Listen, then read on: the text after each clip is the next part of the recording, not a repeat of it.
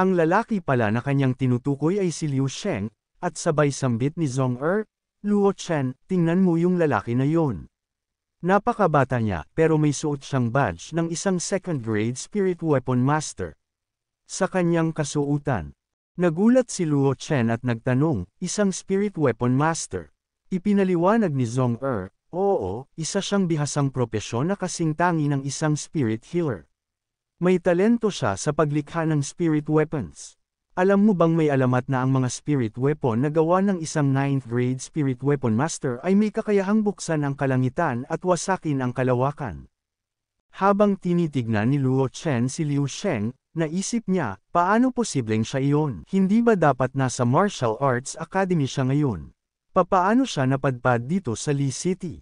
Biglang nagsalita si Zhong ano ang pinagmulan ng kataasan ng taong ito? At agad na sumagot si Zhong Xiar, anak siya ng pamilya Liu sa Imperial City. Nagpatuloy si Zhong ang pamilya Liu sa Imperial City. Ang pamilya Liu ay isang tunay na maharlikang pamilya sa Tiandao. Maski ang ating pamilya Zhong ay hindi mapapantayan ang kanilang yaman at impluensya noong kanilang kasikatan. Ngunit si Liu Sheng, kahit magaling, ay padalos-dalos ang ugali. Isa siyang 3-star spirit fighting master, ngunit kung hindi siya 2nd grade spirit weapon master, matagal na sana siyang na-expel sa Martial Arts Academy. Biglang nagsalita si Luo Chen, at sa malalim at seryosong tinig ay winika niya, hindi ako sigurado, ngunit nararamdaman kong may isang bagay na hindi inaasahang mangyayari ngayong araw. Nagsimula ang usapan tungkol sa isang misteryosong bato, ang Yellow Essence Stone. Sinabi ng vendor na ang bato ay matagal nang inimbestigahan ng mga eksperto.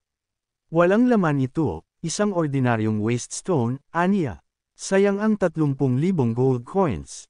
Ngunit sumagot si Liu Sheng, narito ang 30,000 gold coins. Kunin mo na. Laking gulat ng mga tao sa paligid. Wow! Ang daming pera, sabi nila. Live cutting ng raw yellow stone na nagkakahalaga ng 30,000 gold coins. Sigaw ng mga tao. Habang nakatitig si Liu sa misteryosong bato, nagwika siya ng may pananibik, boss, buksan na natin ito ngayon. Nagangat ng tingin ang nagbebenta at sumagot, bahagyang nag-aalinlangan, ngayon na. Ang daming tao dito. Napakunot noon naman si Zhong halatang nagtaka, at sinambit, kakaiba, bakit parang ayaw ng may-ari na buksan ang bato? Tumugon si Luo Chen, ang tono niya'y seryoso at may halong kabaturan. Kung bubuksan mo ang bato sa harap ng maraming tao at wala namang lumabas, ang publiko, pati na rin ang ikalawang antas na Spirit Weapon Master, ay tiyak na madidismaya. Pero kung may mahalagang bagay na lumabas mula sa bato, ang orihinal na may-ari nito ang mawawalan ng malaki. Kaya mas maigi para sa kanya na hindi malaman kung ano ang nawala sa kanya. Sa kabila ng lahat, nagdesisyon ang nagbebenta. Kahit labag sa kalooban niya, naghanda siya at tumugon ng malakas, na parabang inaaliw ang sarili. Sige na. Wala itong kinalaman sa biyaya o sum, ito'y isang pastahan lang. Ngunit pinigil ni Liu Sheng ang vendor, boss, hindi tama ang paraan ng paghiwa mo. Sayang lang ang pera ko kung ikaw ang gagawa nito. Ako na ang bahala. Inilabas ni Liu Sheng ang kanyang malakas na aura, at maingat niyang hiniwa ang bato. Sa una, tila walang nakitang laman. Nagbulungan ang mga tao, waste stone nga. Walang laman. Ano pang 2nd grade spirit weapon master? Nasayang lang ang pera. Ngunit biglang nagliwanag ang bato. Nagulat ang lahat. Wow! Superb yellow essence stone, sigaw ni Zhong Napangiti si Liu Sheng. Sa kanyang isip, superb yellow essence. Hindi masama. Ang aking tsansa na maging 3-star spirit weapon master ay tumaas na sa 70%. Napangiti si Liu Sheng at inisip, hindi masama. Tiyak na ang tagumpay ko sa pagiging 3-star spirit weapon master ay nasa 9 sa 10. Nang makita ito ng vendor, agad siyang napaupo, tila nawala ng lakas sa kanyang pagkabigla. Napabulalas siya, talo ako. Grabe, superb yellow essence ito. Sobrang tindi. Halata sa kanyang mukha ang matinding pagsisisi. Nalugi ako. Hindi ko inakala na ganito ang mangyayari, dagdag pa niya habang pinagmamasdan ang kahangahangang bagay na naging sanhi ng kanyang pagkatalo. Ang mga tao ay nagunahan sa pagbili ng bato, 40,000 gold coins. Hindi, 100,000 ang alok ko. Sigaw ng ilan. Pero biglang sinabi ni Liu Sheng, ibenta mo sa akin. Bigla niyang napansin ang isang pamilyar na mukha, si Xior. Agad niya itong tinawag, Zong Xior. Anong ginagawa mo dito? Ang boses niya'y puno ng gulat at tensyon. Napalingon si Zong Xior at tumitig ng malamig. Sa madiing tono, sinabi niya, Zong tapos na ang kasiyahan. Umalis na tayo. Kasabay nito, lumakad na sila palayo, ngunit bago sila tuluyang makalayo, hinawakan ni Liu ang kamay ni Xior at sabay wika niya, ako ito, Liu Sheng. Ang sabi niya, puno ng emosyon. Tila walang pakialam, sinagot siya ni Zong Xior, umalis ka. Mali ang tao, kilala mo Zong Luo Chen, halika na. Ngunit nang marinig ni Liu ang pangalang Luo Chen, mabilis siyang napalingon, ang kanyang mga matay puno ng pagkabigla. Siya Luo Chen, tanong niya, na parang hindi makapaniwala. Ngunit nanatiling tahimik si Luo Chen, ni hindi siya tinitingnan. Lumingon si Zong Xior at malamig na tinanong si Liu, kilala mo siya? Sumagot si Luo Chen ng walang emosyon, hindi. Ngunit agad na kontra ni Liu, kilala. Napalunok siya bago pa magpatuloy, Wuling County, Ate Ru. Napakunot noo si Zong Xior. Sino si Ru? Tanong niya, puno ng pagtataka. Mga maliit na magkakasintahan, mahinang tugon ni Liu, ang boses niya'y tila nababalutan ng hinagpis. Agad na napabulala si Zong Xior, dinala mo ba siya dito para kanselahin ang kasal? Mariing umiling si Liu, hindi, pakinggan mo muna ang paliwanag ko, Xior. Si Yero ay pumasok noon sa Martial Arts Academy. Kaya't sumama ako sa paglalakbay. Ngunit bago pa niya matapos ang paliwanag, tumalikod si Zong Xior. Ang tinig niya'y matalim na tila espada. Mag-behave ka, kahit parehas tayong dating estudyante ng Martial Arts Academy, ngayon ako'y isang instructor, at ikaw ay estudyante lamang. Hindi ako interesado sa mahihina.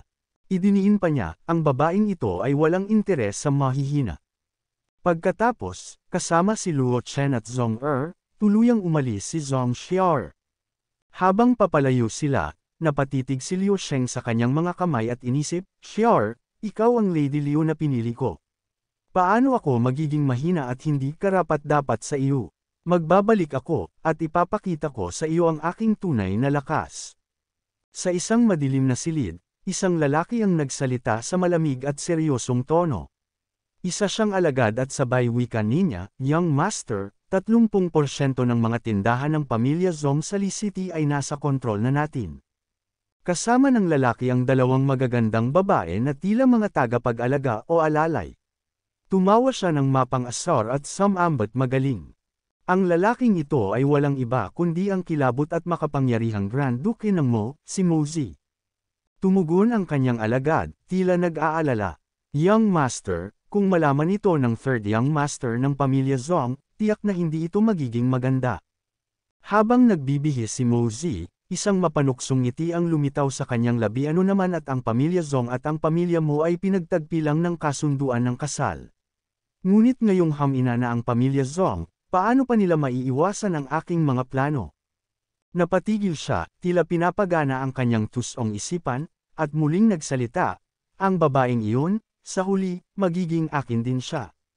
Pagdating ng tamang panahon, ako ang magtuturo sa kanya kung sino ang dapat niyang sundin. Isang nakakapangilabot na katahimikan ang bumalat sa kwarto, ngunit ang mga mata ni Mozi ay nagniningning sa determinasyon at kasakiman. Sa loob ng Lee City, habang nakaupo, tinanong ni Zong Xior si Liu. Mr. Liu, gaano mo balak manatili sa bahay ng Zong? Sumagot si Liu na may bahid ng biro. Xior, nakalimutan mo na ba ang ating lumang pagkakaibigan noong tayo'y mga mag-aaral pa? Ngayon na nandito na ako sa Lee City, hindi ka ba pwedeng makisama sa akin ng ilang araw pa? Biglang napahinto si Liu at sinigawan ng kasama nila. Bakit ka ba ganito kasama? Ang bait-bait mo dati. Sa gilid, nakangiti lamang si Zong aliw na aliw sa kanilang pag-uusap, na parabang isang palabas na pinapanood. Ngunit biglang pumasok si Keeper, dala ang maseryosong balita. First Lady, narito ang First at Second Elders upang makipag-usap sa inyo. Agad na tumayo si Zong Xior, at sa kanyang seryosong tono ay tinanong ang dalawa. Nagmamadali ba kayong talakayin ang paghahati ng pamilya? Elders, hindi ba't hindi ngayon ang araw ng pulong? May mali ba sa White Cloud City? Mabilis namang sumagot si Elder Zong, puno ng pag-aalala. Narinig ko na marami sa mga negosyo ng pamilya Zong ang kinuha na ng ibang pamilya sa Lee City. Paano ako mananatili sa White Cloud City nang mapayapa kung patuloy tayong nalulugi? Sa narinig, tumikim si Zong Xiaor at tumingin sa kanila ng may kumpiyansa. Ang dalawang elders ba ay may ideya na hatiin ang pamilya? Sinabi ko na rin na pwede naman nating hintayin ang ibang elders para magpulong. Ngunit matigas ang tono ng elder. Ang mga negosyo ng Zong na nagpatuloy sa napakaraming henerasyon ay nasa masalimuot na kalagayan. Hindi ba ito masama? Sumigaw si Zong hindi na napigil ang sumagot. Hindi ba ninyo alam kung bakit tayo nasa ganitong sitwasyon? Bago pa ito tuluyang magwala, pinigilan siya ni Zong Xiaor at siya na ang nagsalita. Kung ganoon, ano ang dapat gawin ayon sa dalawang elders? Nagkatinginan ang dalawang elder. Ang una ay nagwika. Sa kasalukuyang sitwasyon, mahirap nang ipagpatuloy mo ang pagbuhat ng pasan ng pamilya. Sumagot naman ang isa pang elder na tila may ibang motibo. Dahil ang pinakamatandang elder ang nagpapanatili sa pamilya ng Zong, tanging paraan ay palitan ang pinuno ng pamilya. Siya ang dapat pumalit, at kami ay makukumbansi. Hindi na nakapagpigil si Zong Xiaor at sumigaw. Huwag kang mang-abuso. Ngunit isang malamig na boses ang biglang umalangaw-ngaw. Sino ang nang-aabuso? Pumasok si Mo Zhou, may dalang ngisi na para bang may hawak siyang alas. Parang may gulo ang ngisi. Pwede akong gumawa ng paraan para sa iyo. Tumikim si Zong Xiaor at tinanong siya ng direkta. Anong hangin ang nagdala sa iyo dito, Mo Zhou? Ngumiti si Mo Zhou, at sinabing, Miss, ang Master Zong at ang aking pamilya ay may kontrata sa kasal. Narito ako upang mag-alok ng kasal. Lalong nag-apoy ang mata ni Zong Xiaor. Ang tinatawag na kontrata sa kasal ay biro lamang ng mga elders. Ngayon na ang pamilya ng Zong ay nasa pagkalugmok, iniisip ko na ang kontratang ito ay dapat nang wakasan. Ngunit matatag pa rin si Mo Zhou. Miss, bakit kailangan mong magdusa? Kasama ko, hindi ka mawawalan ng makakain o maiinom. Hindi ba magiging komportable ang iyong buhay?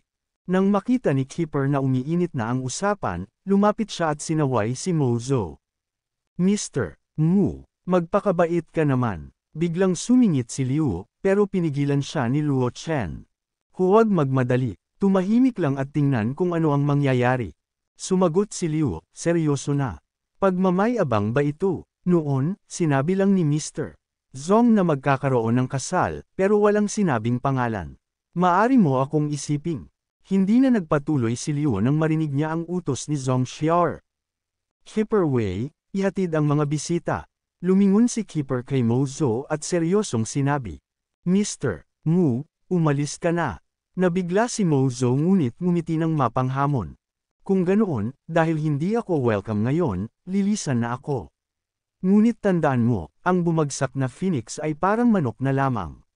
Missy, ikaw ay isang matalinong tao, may mga bagay na hindi ko na kailangang linawin pa, hindi ba? Bago pa tuluyang makaalis, napansin niya ang malamig na tingin ng mga elders. Tumayo ang dalawa at tumawa, sabay sabi ni Elder Zong. Ang isang babae ay dapat maghanap ng asawa upang mapalaki ang kanilang mga anak. Aliw na aliw ang mga elder nang sila ay umalis. Nang tuluyang lumabas ang lahat, napasigaw si Zong Dapat turuan ng leksyon ang mga taong iyon sa kanilang mga sinasabi. Ngunit kalmado pa rin si Zong Xiaor, nagwika. Higit pa ang nararating ng high realm ng Elder Zong. Kung gagalaw si Mo Ji, takot akong hindi kakayanin ng pamilya ng Zong ang galit ng pamilya ng Mo. Biglang bumagsak ang katahimikan sa loob ng bulwagan. Walang sino man ang nagsalita, alam nilang ang susunod na hakbang ay mahalaga. Sa gitna ng malamlam na ilaw ng silid, umalangaw-ngaw ang usapan nina Elder Zong at Mo Zhou, habang hawak nila ang kanilang maiinit na tasa ng kape. Tahimik ang paligid, ngunit ramdam ang tensyon sa bawat salita. Tumikim si Elder Zong at maingat na nagtanong, Mr. Mu, base sa nangyayari ngayon, parang hindi basta magpapatalo si Zong Xiaor. Makukuha ko ba talaga ang posisyon ng pinuno ng pamilya? Napangisi si Mozo, ang kanyang mga mata ay nagpakita ng tusong ningning. Humigop siya ng kape bago sumagot, ano ang kinatatakutan mo? Si Zhong Xiao, wala naman siyang suporta ngayon. Tumawa ito ng malakas, halos parang musika ng kasamaan. Iba ka, Old Zhong. Nasa likod mo ang buong pamilya ng Mo. Hindi mo ba naiisip na ang maliit na pamilya ng Zhong ay mapupunta rin sa iyong mga kamay? Napabuntong hininga si Elder Zhong, ngunit may bakas ng pag-aalala sa kanyang tinig. Ngunit lagi akong nag-aalala, kung hindi siya bumitaw at naibunyag ang pagnanakaw. Naputol ang kanyang salita, tila ang takot ay tumagos sa kanyang boses. Ngunit hindi nagpatinag si Mozo.